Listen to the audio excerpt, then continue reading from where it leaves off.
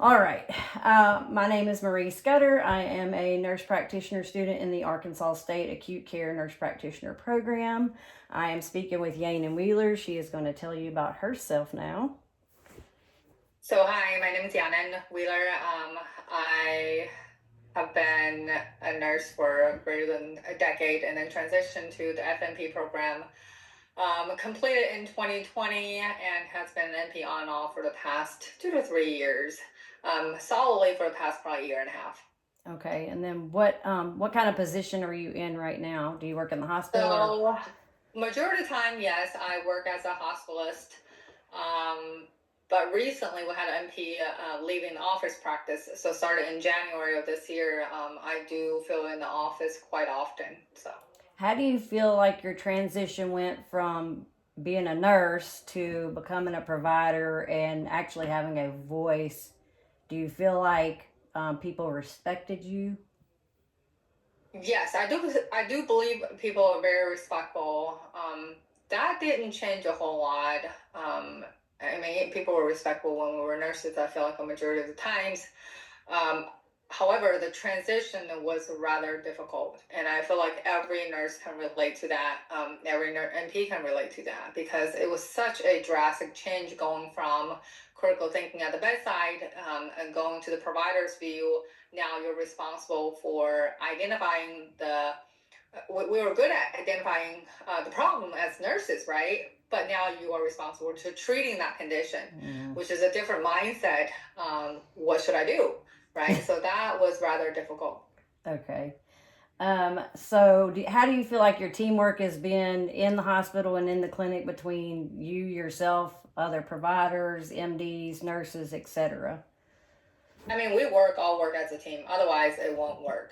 And that's going from the clinic to the long-term care hospital to the acute care hospital, and you name it. I mean, it's a continent teamwork that requires everybody's effort. So in the clinic, you require your MA to do your vitals assessments. Sometimes testings they are more familiar with. So I just recently started the clinic in January. I'm not 100% up to date with all the software they're using. If I want to order a certain test, I don't. It's not the same as a hospital setting. So I rely a lot, among my teammates to help me with that. That's In cool. the hospital setting, I mean, your nurses are your set of eyes, right? They are at the bedside. They know the patient more than we do.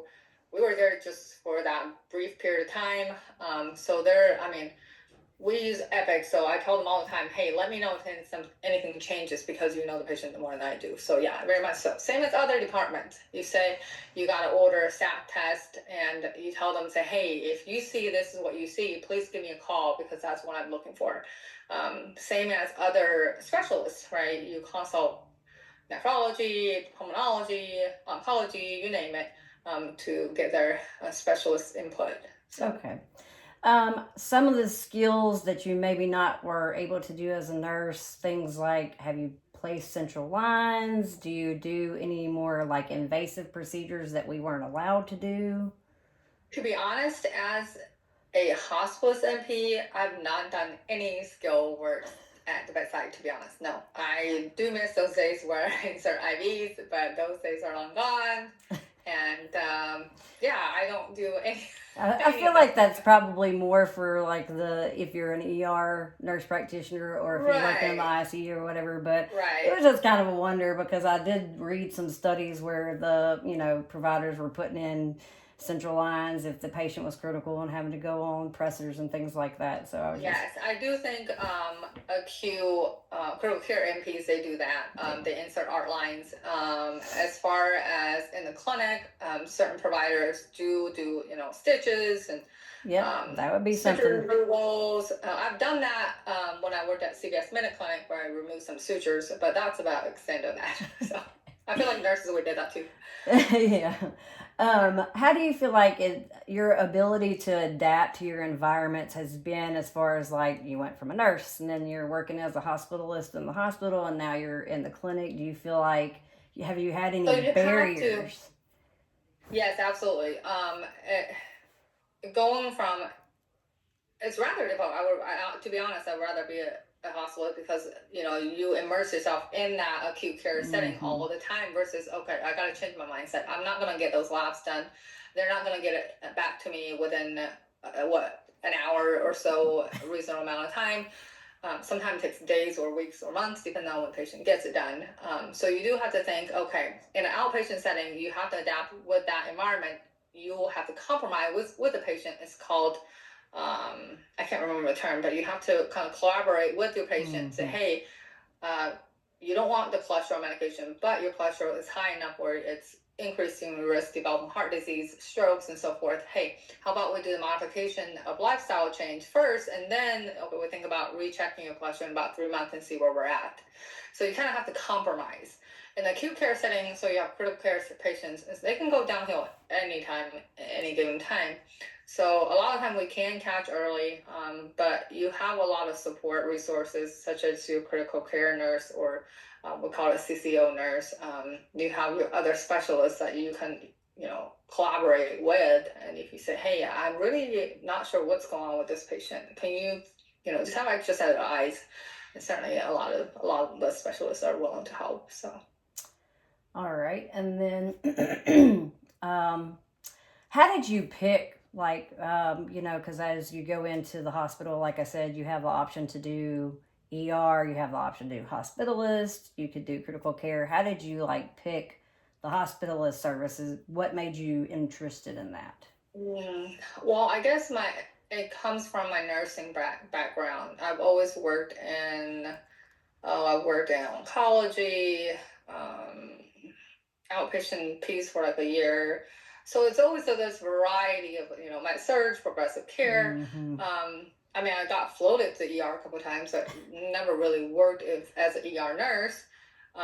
Critical care, yeah, it's interesting, but the patient was rather sick. So I didn't go to school for acute care NP, so I feel like I'm not quite there to be an acute critical care nurse NP per se.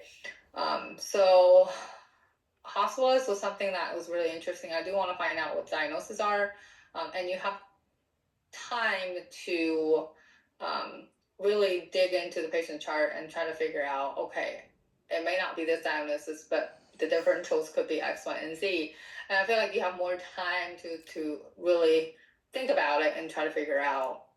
But I really like it. And then I have lots of resources I can rely on if I need help. So yeah, I think that the hospitalist service is something that I would be interested in doing as an NP.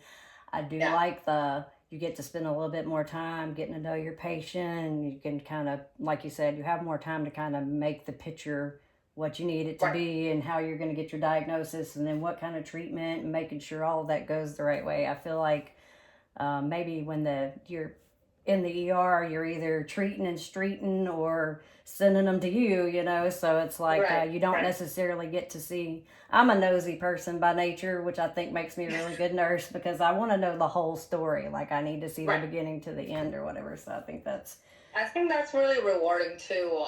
Don't get me wrong, ER is very busy. They are only focusing on the one or two things that you were there. Yeah. That's not gonna kill you. They're trying everything, trying to save your life at the moment. But then as a patient comes in with pneumonia, you give them antibiotics, you check the CTA, there's no PE. They're short of breath. You give them breathing treatment. You try to resolve that acute issue. If they need to be intubated, you be calling critical care, and then the patient will be heading that way after they're intubated. But if someone, I can give you an example. Last week I had a patient. It was really, really. So he came in as a presentation of a septic joint because he just had a knee replacement 3 weeks ago. Had this cellulitis, redness of the leg going on.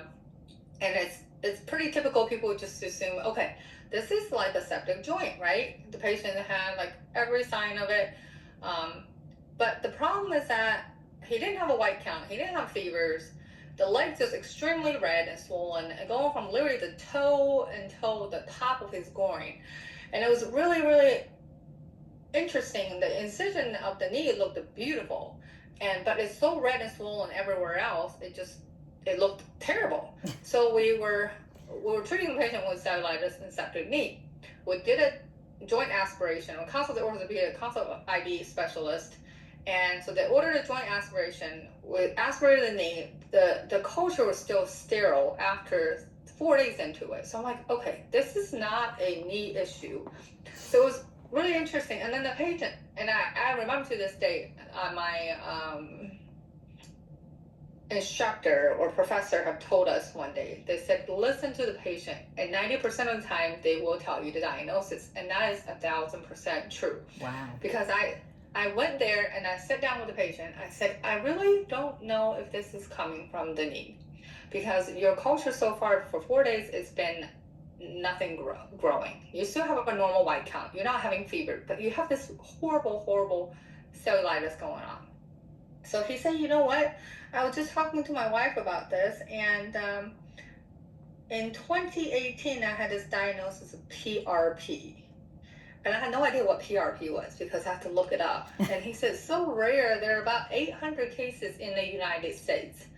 Wow. I said, wow, so what happened? And he said, well, I was kind of guinea pig because there's so many, I mean, there's only 800 cases. And they treated me with this medication. It's like a vitamin A derivative medication. And I was taking it for a long time up north. And then I had to move down here. And then they told me to follow with the dermatologist. They didn't want me to move because they want to follow my case. And I had to move. So long story short, I looked it up. And it literally is the same presentation. Oh. So I reached out to the infectious disease doctor. I said, hey, just FYI, this patient does have PRP, which is, he was diagnosed in 2018, and he stopped taking his, I guess, maintenance therapy 2 years ago because liver toxicity.